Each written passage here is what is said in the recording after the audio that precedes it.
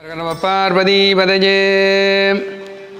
எல்லாம் வெல்ல அம்பிகையினுடைய அருளும் குரு ஸ்ரீ ஆதிசங்கர பகவத்பாத சுவாமிகளுடைய ஆசையும் கிடைக்க வேண்டும் என்று சொல்லி முதலிலே பிரார்த்தனை செய்து சகல பக்த பிரமக்களுக்கும் அம்பிகையினுடைய திருவருள் பரிபூர்ணமாக கிடைக்க வேண்டும். அத்தோடு நமது ஆசையையும் எல்லோருக்கும் வழங்கி இதன் மூலமாக சகல பக்த பிரமக்களுக்கும் அறிய தருவது என்னவென்றால், இந்த ஆண்டு உற்சவம் தற்பொழுது கும்பாபிஷேகம் நடைபெற்று தொடர்ந்து மண்டலாபிஷேகம் நடைபெற்று கொண்டு வருகின்றது. இந்த மாதம், அதாவது நடக்கின்ற மாதம் 13ஆம் தேதி திங்கட்கிழமை மண்டலாபிஷேகம் பூர்த்தியாகி 15ஆம் தேதி சாயந்தரம் கிராமசாந்தி வாசுசாந்தி போன்ற கிரிகைகளுடன் மகோற்சவம் ஆரம்பமாகின்றது. அதாவது 16ஆம் தேதி இந்த மாதம் வியாழக்கிழமை காலையிலே அபிஷேக ஆராதனைகளுடன் மகோற்சவம் கொடியேற்றத்துடன் ஆரம்பமாகின்றது. அதனைத் தொடர்ந்து 12 தினங்கள் உற்சவம் நடைபெற இருக்கின்றது. அதிலே வேட்டை திருவிழா 23ஆம் தேதியும், அதாவது ஒரு வியாழனிலிருந்து அடுத்த வியாழன் 8ஆம் நாள் அந்த வேட்டை திருவிழாவும், அதன் பின்பாக 25ஆம் தேதி சாயந்தரம் தெருவடைத்தான் சப்பர உற்சவம் என்று சொல்லக்கூடிய சிறந்த உற்சவமும், மறுநாள் காலையிலே அதாவது 26ஆம் தேதி இந்த மாதம் ஞாயிற்றுக்கிழமை ரதோற்சவம் நடைபெற இருக்கின்றது. இந்த ரதோற்சவத்தை பற்றி நான் உங்களுக்கு சில முக்கியமான இன்ஃபர்மேஷன் தர வேண்டி இருப்பதனால், கிரி அவர்களுடைய ஒத்துழைப்போடு, கனியின் தொலைக்காட்சி அவர்களுடைய ஒத்துழைப்போடும், இன்னும் பல தொலைக்காட்சிகளுடைய ஒத்துழைப்போடும் இந்த தகவல்களை நான் உங்களுக்கு தருகின்றேன். எல்லோரும் அதை கடைப்பிடித்து செயல்படும்படி உங்களை மிக அன்பாகவும் தாழ்மையாகவும் கேட்டுக்கொண்டு, முதலாவது இந்த ஆண்டு தேருற்சவம் நடைபெறுகின்ற பொழுது அதிகாலையிலே 6 மணி வாக்கிலே அபிஷேக ஆராதனைகளுடன் உற்சவம் ஆரம்பமாக இருக்கின்றது. அந்த உற்சவம் ஆரம்பமாகி தொடர்ந்து பூஜைகள் நடந்து கொண்டிருக்கும். இதில் நேரம் முன்பின்னாக தொடர்ந்து நடந்து கொண்டிருக்கும். காரணம், இந்த ஆண்டு விசேஷமாக முக்கிய பிரமுகர்கள் ஆலயத்துக்கு வருகை தர இருப்பதனால் இந்த உற்சவம் அபிஷேகம் ஆராதனைகளும் குறைபடக்கூடாது, அதுவும் நிறுத்தக்கூடாது. அவர்களையும் நாங்கள் கட்டாயம் வரவேற்க வேண்டிய கட்டாயம் இருப்பதனால் இந்த பூஜைகள் எல்லாவற்றையும் 1 மணி நேரம் 1.5 மணி நேரம் முன்னுக்கு இழுத்து கொண்டு போய், அதாவது 8 மணி வாக்கிலே 8:30 மணி வாக்கிலே வசந்த மண்டப பூஜைகள் நிகழ்வு பெறும் நடைபெற்று அம்பாள் உள்வீதி உலா, வெளிவீதி 2ஆம் வீதி உலா வீதி வலம் வந்து ரதத்திலே அதிகாலை 10 மணிக்கு உள்ளாக சுவாமி ரதத்திலே ஆரோகணித்து விடுவார். இதுக்கு 2 காரணங்கள் இருக்கின்றன. ஒன்று, அதிகமாக வெப்பம் இருக்கலாம் என்று சொல்லப்படுகின்றது. அதனாலே வெப்பம் சூழ்நிலை கூடுவதற்கு முன்பாக சுவாமி ரதத்திலே ஆரோகணித்து அங்கே இருந்து நடைபெறக்கூடிய பூஜைகள் எல்லாம் நிகழ்வு பெறும். இதற்கு நடுவில் யார் அவர் பிரமுகர்கள் வருகின்றார்கள் என்ற கேள்வி உங்களுக்கு எழலாம். அந்த பிரமுகர்கள் யாரென்றால், இந்த நாட்டு ஜனாதிபதி புண்டஸ் பிரசிடென்ட் அவர்கள் இங்கே வருகை தர இருக்கின்றார். ஆகவே அவரோடு சேர்ந்து NRA மினிஸ்டேரியமும் மேலும் இந்தியன் அம்பாசடரும் இங்கே வருகை தருவதாக எங்களுக்கு தகவல்கள் கிடைத்திருக்கின்றன. அந்த வகையில் ஒரு நாட்டிலே ஆட்சி புரிகின்ற பொழுது அந்த நாட்டு ராஜா வந்து மகாவிஷ்ணுவுக்கு சமம் அப்படி என்று சொல்லுவார்கள். அந்த வகையில் அவர்களை வரவேற்க வேண்டிய பொறுப்பு எங்களுக்கு ஆலயத்துக்கும் இந்து மக்களுக்கும் இருக்கின்றது. அந்த அடிப்படையிலே அவர்கள் சரியாக 10 மணி வாக்கிலே இங்கே ஆலயத்துக்கு வருகை தர இருக்கின்றார். அவர் கலாச்சார மண்டபத்திலே வருகை தந்து கலாச்சார மண்டபத்திலே அவர்களை நாங்கள் எல்லோரும் வரவேற்று, அதன் பின்பாக மண்டபத்திலே உட்கார்ந்து அவர்களை பரிபூர்ணமாக வரவேற்பு நடனம் ஒன்று அவர்களுக்காக ஏற்பாடு செய்யப்பட்டிருக்கின்றது. அதன் பின்பாக வந்திருக்கின்ற பிரமுகர்கள் எல்லோரும் சற்று நேரம் பேசுவார்கள். அதாவது புண்டஸ் பிரசிடென்ட் பேசுவார், அடுத்து எங்களுடைய ஸ்டட் பகமைஸ்டர் பேசுவார், அடுத்து NRA மினிஸ்டேரியம் அவர்கள் பேசுவார்கள், அடுத்து நான் அவர்களுக்கு வரவேற்புரை வைப்பேன். அதன் பின்பாக அவர்களுடைய குழுக்கள் எல்லாம் சேர்ந்து மியூசியத்திலே வந்து டிவி தொலைக்காட்சி போன்றவர்களுக்கு தங்களுடைய விருப்பங்களை கூற இருக்கின்றார்கள். அதிலே 4 குழந்தைகளும் இந்த நாட்டிலே எப்படி வாழுகின்றார்கள் என்ற தகவல்களையும் எடுப்பதற்கு இருக்கின்றார்கள். அதன் பின்பாக அங்கே நிகழ்ச்சிகள் முடிவடைந்தவுடன் நேரடியாக புண்டஸ் பிரசிடென்ட் அவர்களும் அவர்களைத் தொடர்ந்து மற்றவர்களுமாக இங்கே ஆலயத்துக்குள்ளே வருகை தர இருக்கின்றார்கள். ஆலயத்துக்குள்ளே வருகை தருகின்ற பொழுது அந்த நேரம் மட்டும் ஆலயத்துக்குள்ளே யாரும் இருக்க வேண்டாம் என்று சொல்லி எங்களை வேக்கே அதாவது புண்டஸ் கிரிமினல் ஆக்ட் கேட்டிருக்கின்றது. காரணம் பாதுகாப்பினுடைய நலன் கருதி அதி உச்ச பாதுகாப்பாக அவர்களுக்கு கொடுக்கப்பட்டிருப்பதனாலே இங்கே ஆலயத்திலே மற்றவர்களை கொஞ்சம் வெளியிலே இருக்க பண்ணி அவர்கள் வந்து தரிசனம் பண்ணி விட்டு போனவுடன் மற்றவர்கள்லாம் தொடர்ந்து இருக்கலாம் என்பதையும் கேட்டிருக்கின்றார்கள். அதற்கு இந்து மக்களாகிய நாங்கள் எல்லோரும் ஒத்துழைப்பு கொடுக்க வேண்டும். அவர் வருகின்ற நேரத்தில் நாங்கள் கொஞ்சம் வெளியே போய் நின்று அவருக்கு முன்னுரிமை கொடுத்து தரிசனம் பண்ணுவதற்கு நீங்கள் எல்லாம் ஒத்தாசை பண்ண வேண்டும். அத்தோடு இங்கே தரிசனம் முடிந்தவுடன் நேராக தேரடிக்கு அவர் வருவார். தேரடியிலே வந்து அவர்களுக்கு வேண்டிய கௌரவங்கள் வழங்கப்பட்டவுடன் அவர் ரெண்டு வார்த்தை பேசுவார். தனியாக உங்கள் எல்லோருக்கும் ஒரு குரூஸ்பேர்ட் மாதிரி அவர் பேசுவார். பேசியவுடன் சரியாக 12 மணிக்கு ரதப்புறப்பாடு ஏற்படும். இந்த ரதப்புறப்பாடு ஏற்படுவதிலே இந்த மாற்றமும் கிடையாது. ஒரு 5 நிமிஷம் 10 நிமிஷம் முன்ன பின்னே ஆகலாமே தவிர 12 மணி என்பது வந்து மாற்றம் செய்யப்பட மாட்டாது. ஆனால் சுவாமி மட்டும் 10 மணிக்கு உள்ளே தேரிலே உட்கார்ந்து விடுவார்.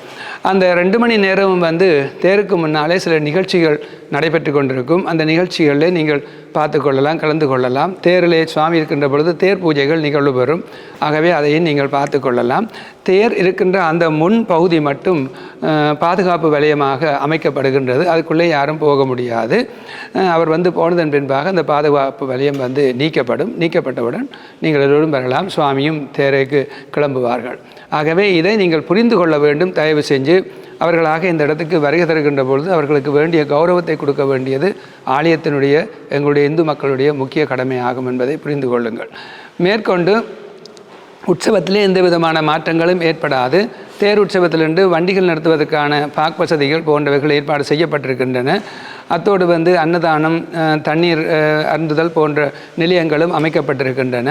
பஸ் வசதிகள் ரயில்வே ஸ்டேஷனிலிருந்து கோவிலுக்கு பஸ் போடப்பட்டிருக்கின்றது. தமிழ்லேயே போட்டு அங்கேருந்து வரும் அந்த பஸ். ஆகவே உங்களுக்கு அந்த சிரமம் இருக்காது. அத்தோடு இயலாதவர்கள் பெகிண்ட ஹவுஸ் வைஸ் வைத்திருப்பவர்களுக்கு பக்கத்திலே பார்க்பிளேட்ஸ் ஒழுங்கு செய்யப்பட்டிருக்கின்றது. அது ஒரிஜினலான பெகிண்ட ஹவுஸ் வைஸாக இருக்கணும். சில பேர் அதையும் வேறு யாற்றின் ஹவுஸ் வைஸை கொண்டு வந்து காட்ட பார்க்குறார்கள் என்று சொல்லி எனக்கு கம்ப்ளைண்ட் வந்திருக்கின்றது.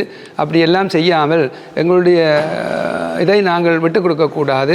அதை நல்ல முறையில் நடத்த வேண்டும். அதற்காக எல்லோரையும் அன்பாக கேட்டுக்கொள்கின்றேன். ஒரிஜினல் பெகிண்ட ஹவுஸ் வைஸை காட்டிக்கொள்ளலாம். காட்டினால் உங்களுக்கான அந்த பார்க்பிளேட்ஸும் அவர்கள் காட்டுவார்கள். நீங்கள் கொண்டே வண்டி நிறுத்தி கொள்ளலாம். அத்தோடு இந்த ஏரியாவுக்குள்ளே எந்த வண்டியும் வர முடியாது என்பதை நீங்கள் புரிந்து கொள்ள வேண்டும். ஏற்கனவே அப்படித்தான். இந்த முறை என்ன நெருக்கடியாக இருக்கும் என்பதையும் புரிந்து கொள்ளுங்கள். மேற்கொண்டு மறுநாள் காலையிலே தீர்த்தோற்சவம் நிகழ்வு வரும். தீர்த்தோற்சவம் வழமை போல சென்ற ஆண்டு போல கலாச்சார மண்டபத்துக்குள்ளே உள்ள தீர்த்தக்கேணியிலே தீர்த்தோற்சவம் நிகழ்வு வரும் என்பதையும், அடுத்த நாள் சண்டேஸ்வரர் உற்சவம் சாயந்தரம் 4 மணி வாக்கிலே நிகழ்வு வரும் என்பதையும் தெரிவித்துக்கொண்டு மறுநாள் அதாவது 29ஆம் தேதி பூங்காவன உற்சவத்துடனும் மறுநாள் வியாழக்கிழமை பைரவர் மடையுடனும் பூர்த்தியாகும் என்பதையும் உங்களுக்கு தெரிவித்துக் கொள்கின்றேன். ஆகவே அடியவர்களே, இந்த தகவல்களை நீங்கள் சரியாக புரிந்து கொண்டு ஏனோ தானோன்று நடக்காமல் முறையாக எல்லோரும் நடந்து அம்பிகையினுடைய திருவிழை பெற வேண்டும். மேலும் எங்களுடைய மதத்தினுடைய தன்மைகளையும் புனித தன்மைகளையும் நாங்கள் தான் பாதுகாத்து கொள்ளல் வேண்டும். எங்களுடைய மதத்தினுடைய வழிபாடுகளை நாங்கள் பாதுகாத்து கொள்ளல் வேண்டும். நாங்கள் நாடு விட்டு நாடு சென்றாலும் கண்டம் விட்டு கண்டம் சென்றாலும் எங்களுடைய கலை, கலாச்சாரம், பண்பு, மத வழிபாடுகளை நாங்கள் இன்று பரியந்தம் எங்களால் முடிந்த வரையிலே செய்து வருகின்றோம். அதை அடுத்த சந்ததியினருக்கும் எடுத்து செல்வதற்கு நாங்கள் ஊன்றுகோலாக இருக்க வேண்டும் என்பதையும் தெரிவித்துக் கொண்டு அவர்கள் நற்பண்பும் நல்குணமும் கொண்ட குழந்தைகளாக வளர வேண்டும். அதனால்தான் நாடும் செழிக்கும் உலகமும் உயிரும் என்பதிலே நாங்கள் மாற்றுக்கருத்து இல்லாதவர்கள் என்பதும் உங்களுக்கு புரியும். அந்த வகையிலே தயவு செஞ்சு புரிந்து கொண்டு எல்லோருக்கும் விட்டு கொடுத்து இடம் கொடுத்து நீங்களும் தரிசனம் பண்ணி மற்றவர்களுக்கும் தரிசனம் பண்ணுவதற்கு இடம் கொடுக்க வேண்டும் என்று பிரார்த்தித்து, இந்த வேளையிலே இன்னொரு முக்கியமான அறிவித்தல், இந்த தேருற்சவத்திலிருந்து கற்பூர சட்டி எடுப்பவர்களுக்கு ஒரு முக்கிய அறிவித்தல், காவடி எடுப்பவர்களுக்கும் ஒரு முக்கிய அறிவித்தல். தயவு செஞ்சு இதை நீங்கள் புனிதமாக செய்தல் வேண்டும். கற்பூர சட்டியிலே மாற்று கருத்தில்லை. பெண்கள் எடுக்கின்ற பொழுது அவர்கள் நேர்த்திக்கடனோடு ரொம்ப பக்தியாக எடுக்கின்றார்களே, எனக்கு எந்தவித சந்தேகமும் இல்லை. ஆனால் இந்த காவடியை பொறுத்த வரைக்கும் காவடி எடுக்கின்ற பொழுது எடுக்கின்றவர்களாலே எந்தவித இடையூறும் இல்லை. அவர்கள் பக்தியோடு தான் வருகின்றார்கள். அவர்களுக்கு அந்த கையை தட்டி அவசரப்படுத்தி அவர்களுக்கு சினிமா பாட்டு ஊதச் சொல்லி வாத்தியக்காரர்களுக்கு தொந்தரவு கொடுப்பதும் எங்களுடைய ஆலயத்தினுடைய நியமங்களை மீறி செய்ய வேண்டும் என்று செயல்படுவதும் அது ஒரு பெரிய குற்றமாக இருக்கின்றது. எங்களுக்கு ஒரு இடையூறாக தடையாக இருக்கின்றது. குற்றம் என்பதை விட இடையூறாக இருக்கின்றது.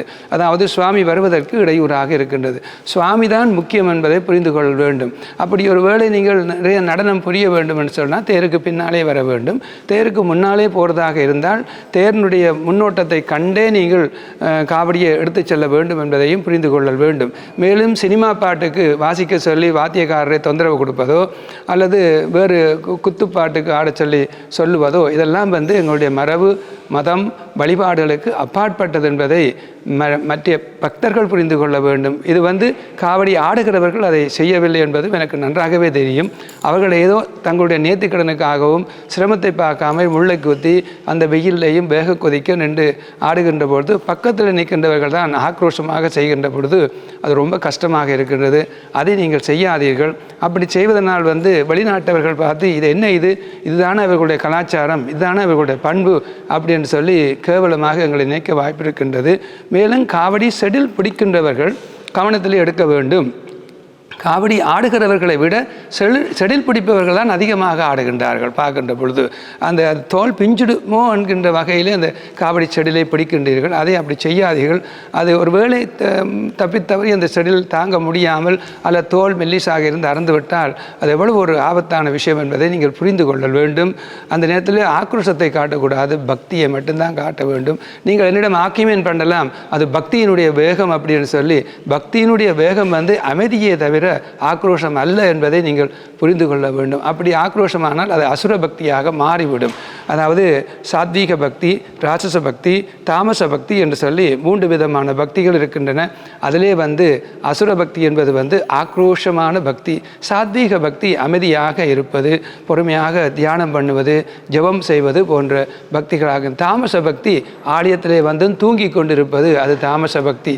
பூஜைகளை பார்க்காமல் கொள்ளாமல் தூங்கி கொண்டிருந்தால் அது தாமச பக்தி. ஆகவே தயவு செஞ்சு நல்ல பக்தியை நீங்கள் மேற்கொள்ள வேண்டும் என்று சொல்லி அன்பாக கேட்டுக்கொள்கின்றேன்.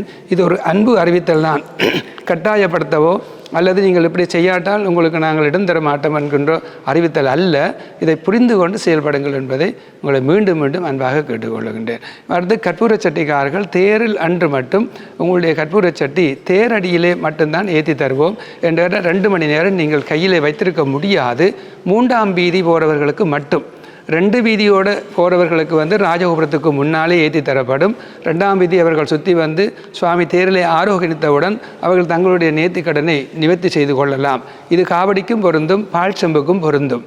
ஆக 3ஆம் வீதி போக இருக்கின்ற காவடியோ பால் செம்போ கற்பூரச் சட்டியோ அவர்கள் 2 மணி நேரம் தேருக்கு கிட்டவாக முன்னாக நிற்க வேண்டிய கட்டாயம் ஏற்படும். அந்த நேரத்திலே காவடி டான்ஸ் ஆட விரும்புகின்றவர்கள், நடனம் புரிய விரும்புகின்றவர்கள் உங்களுக்கு ஒரு 1/2 மணி நேரம் நீங்கள் வேணுமெண்டா கூட எடுத்துக்கொள்ளலாம் என்பதையும் தெரிவித்துக்கொண்டு, தயவு செஞ்சு புரிந்து செயல்பட்டு எங்களுடைய மதம், கலை, கலாச்சாரம் வளருவதற்கு ஒத்துழைக்குமாறு உங்களை அன்பாக கேட்டுக்கொண்டு, அரகர பார்வதி பதையே.